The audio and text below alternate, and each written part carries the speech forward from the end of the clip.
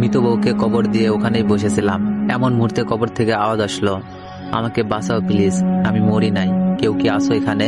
কবরের ভিতর থেকে বইয়ের এমন চিৎকারের আওয়াজ শুনে বেশ থমকে গেলাম। বুঝতেছি না কি করব, কারণ এইদিকে একটু পরে ঈশার আজান দিবে। এই নিস্তব্ধ কবরস্থানে আমি একাই। অনেক চিন্তার পর ভাবলাম কবরটি খুঁড়েই দেখি, যদি সত্যি সত্যি আমার বউ বেঁচে থাকে তাহলে তো আলহামদুলিল্লাহ।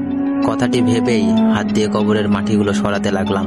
এমন মুহূর্তে কেউ একজন পেছন থেকে বলে উঠল, কবর খোঁড়া বন্ধ কর, তোর বউ মারা গিয়েছে, এখন যদি তুই এই কবরটি খুঁড়িস তাহলে তোর মৃত্যু নিশ্চিত। কথাটি শুনেই পিছনে তাকিয়ে দেখি কেউ নেই সেখানে, শুধুমাত্র আমি ছাড়া। মনে ভয় ঢুকে গেল, তাই আর কবরটি না খুঁড়েই দৌড়ে বাড়ি চলে আসলাম। কাউকে বুঝতে দিলাম না, নিশ্চুপ হয়ে শুয়ে রইলাম। এরই মাঝে কখন যে ঘুমিয়ে গিয়েছি বুঝতেই পারিনি আমি। ঘুমের মধ্যে স্বপ্নে দেখতে পেলাম আমার বউ আমাকে বলতেছে, আশিক, কাজটি তুমি ঠিক করো নাই, আমি এখন পর্যন্ত বেঁচে আছি, তুমি আমাকে বাঁচাও প্লিজ। স্বপ্নটি দেখার সঙ্গে সঙ্গে আমার ঘুম ভেঙে গেল। আর কিচ্ছু না ভেবে একটি কোদাল নিয়ে সোজা কবরস্থানে চলে আসলাম। এসেই মাটি খুঁড়তে লাগলাম। প্রায় অর্ধেক মাটি খুঁড়েছি। এমন সময় আবার পেছন থেকে কেউ একজন বলে উঠল, আশিক, চলে যাও এখান থেকে।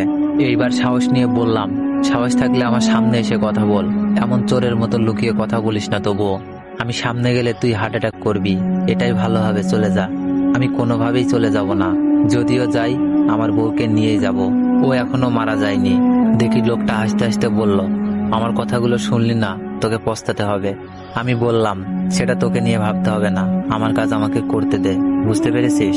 কথাটি বলেই আবার কবরটি খুঁড়তে লাগলাম। প্রায় 10 মিনিট পরে যখন কবরটা পরিপূর্ণভাবে খোঁড়া হয় তখন নিচে নামতেই দেখতে পাই আমার বউয়ের মাথাটি পায়ের দিকে আর পা দুটি মাথার দিকে আছে, যা দেখে আমার শরীর থপথপ করে কাঁপতাছে এবং ঘামতাছে। চিৎকার শুরু করলাম, মিম, তুমি কি বেঁচে আছো? যদি বেঁচে থাকো তাহলে আমার সঙ্গে চলো। কথাটি বলে সঙ্গে সঙ্গে কবরের ভিতর থেকে আওয়াজ আসলো, স্বামী, তুমি এসেছো আমাকে নিতে? হ্যাঁ, কিন্তু তুমি কথা বলতেছো কোথা থেকে সেইটা তো বুঝতে পারলাম না। এই দেখো আমি কবরের উপরে। কথাটি শুনেই উপরে তাকিয়ে দেখি সত্যি তো আমার বউ উপরে। তখন জিজ্ঞেস করলাম, তুমি উপরে থাকলে তাহলে নিচে কে? নিচে তো কেউই নেই। কথাটি শুনেই নিচে তাকিয়ে দেখি সত্যিই তো নিচে কেউ নেই। মুহূর্তের মধ্যেই উধাও। এই, তুমি না এখানে ছিলে, তাহলে মুহূর্তের মধ্যে উপরে গেলে কিভাবে? তোমার সামনেই তো উঠলাম আর তুমি দেখতে পেলে না, এটা কোনো কথা? একদম মিথ্যা বলবে না, উঠেছি আমি, তুমি লক্ষ্য করো নাই। ও আচ্ছা, তুমি মৃত্যুর পরে কিভাবে বেঁচে উঠলে? তুমি তো মরে গিয়েছিলে। না, আমি মরি নাই। ঠিক আছে, এখন বাসায় চলো। কবরস্থানে বর্তমানে কেউ নেই, পুরো এলাকা নির্জন। আরে ভয় করিও না, আমি তো আছি।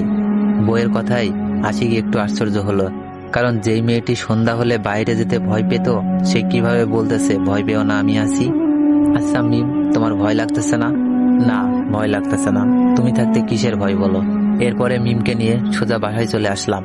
বাসায় আসার সঙ্গে সঙ্গে সবাই ওকে দেখে বেশ আশ্চর্য হলো, কারণ একটি মৃত ব্যক্তি কিভাবে জ্যান্ত মানুষের মতো চলাফেরা করতেছে। সবাই জিজ্ঞেস করলো, কি ব্যাপার মিম, তুমি মারা যাওনি? আশ্চর্য, আমি মারা যাব কেন? আপনারা বুঝতেছেন না, আপনারা বুঝতে না পেরে আমাকে মৃত ভেবে মাটি দিয়েছিলেন। ও যাক, আল্লাহ তোমাকে বাঁচিয়ে রেখেছে, এইটা দেখে আমরা খুশি হলাম। তাই? হ্যাঁ, কারণ তোমার মতো। কথাটি শেষ হতে না হতেই আশিক বলে উঠল, মিম, তোমার শরীর অপরিষ্কার, ওয়াশরুমে গিয়ে পরিষ্কার হয়ে আসো। ঠিক আছে। এরপরে এভাবে 3-4 দিন চলে গেল। হঠাৎ একদিন রাতে লক্ষ্য করলাম মিম বিছানায় নাই। তাই কৌতূহলবশত বাইরে বের হলাম খোঁজার জন্য। বাইরে আসার সঙ্গে সঙ্গে দেখতে পাই মিম উঠান ঝাড়ু দিচ্ছে। একটু গলা হাসর দিয়ে জিজ্ঞেস করলাম, মিম, তুমি এত রাতে উঠান ঝাড়ু দিচ্ছ কেন? কাহিনী কি? হ্যাঁ, দেখো না স্বামী, জায়গাটা কত অপরিষ্কার। এমন স্থানে কেউ থাকে বলো? প্রায় 3 বছর এমন ভাবেই থাকলে হঠাৎ তোমার এতটা পরিবর্তন, বুঝলাম না। তোমাকে বোঝা লাগবে না, চলো ঘুমাতে যাবো এখন। কথা বাড়ালাম না, মিমের সঙ্গে ঘুমিয়ে পড়লাম। পরের দিন সকালবেলা উঠে একটু বাইরে যেতেই শুনতে পেলাম কবরস্থান থেকে লাশ হারিয়ে যাচ্ছে। সেই লাশগুলো আবার একটি পুকুর পাড়ে পাওয়া যাচ্ছে, কিন্তু লাশের চোখ দুটি করেই নিখোঁজ। কথাটি শুনে একটু ভয় পেলাম মনে, তার সামনে না গিয়ে সোজা বাসায় আসলাম। বাসায় এসে দেখি মিম বাসায় সব কাজ করতেছে। বুঝলাম না, যেই মেয়েটা কাজকে ভয় পেত সেই মেয়েটা কিভাবে এত কাজ করছে। এমন মুহূর্তে মা এসে বলে, আশিক, বাবা তোকে কিছু কথা বলতে চাই আমি। হ্যাঁ মা, বলো, কি বলবা? বাবা, মিমের কথাবার্তা, আচার আচরণ বেশ অদ্ভুত হয়ে গিয়েছে। যেই মেয়েটা কোনো কাজ পারতো না সেই এখন সব কাজ করছে, আবার বলে আরো কাজ থাকলে বলো আমাকে। মায়ের কথা শুনে আমিও বেশ অবাক হলাম, কারণ আমিও এইসব পরিবর্তন দেখতেছি মিমের মধ্যে। মা, আমি দেখতেছি এই ব্যাপারটা, তুমি চিন্তা করিও না। সারা দিনটি যাওয়ার পরে রাত্রে মিমকে বললাম, মিম, তুমি কি সত্যি আমার বউ? মিম বলে, এমন অদ্ভুত প্রশ্ন শুনে মিম উত্তর দিল, তুমি যে কেমন প্রশ্ন করো, আমার কাছে উত্তর থাকে না।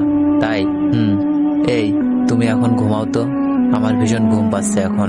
কথাটি শুনে ঘুমের ভান করে থাকলাম, আর মনে মনে ভাবলাম আমাকে জানতেই হবে মিমের আসল কাহিনীটা কি। কবর থেকে উঠে আসার পরেই কি এমন হলো? এইভাবে চিন্তা করতে করতে রাত 12টা বেজে গেল।